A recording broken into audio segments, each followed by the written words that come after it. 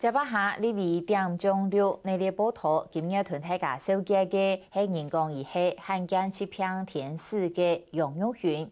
杨玉群以抽到肌肉无力症，发病到今有24年呢。每日呢都会坐轮椅哦，不过伊还系现在要出来面对人权，来做国民党嘅部分去立委。因为伊自家如系罕见疾病嘅病人，杨玉群韩国时代有同理心，而为弱势团体来发声，争取权益。很多地方都有阶梯，但是只要一个阶梯就会把我打败。杨玉群19岁时节本医生宣布，速度3号色验断肌肉无力症，对脚其实规身内会慢慢的进来研究，亲密谈特，也还记跳日的就爱坐轮椅，日常生活适宜出行，下下就爱人天数。面对打击，他无比大方特。点都更来更勇敢。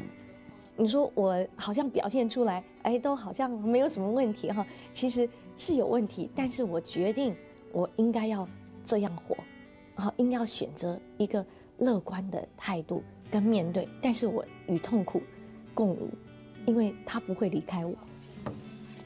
帮我抬一下，对。面对病痛的拥有。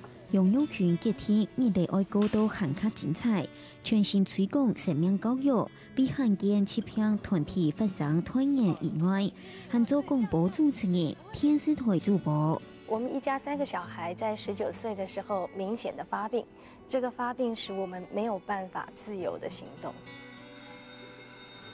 2008年，在老公孙浩之嘅支持鼓励下，开始接触政治。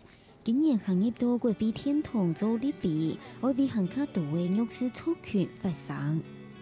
我先生也是一个理想主义者，除了生活上的照顾，然后还有专业上，他因为是哲学家嘛，所以很多问题讲到后面是哲学的问题，就是我们该如何做出更好的选择，怎么样帮社会一起来思考弱势问题的关怀。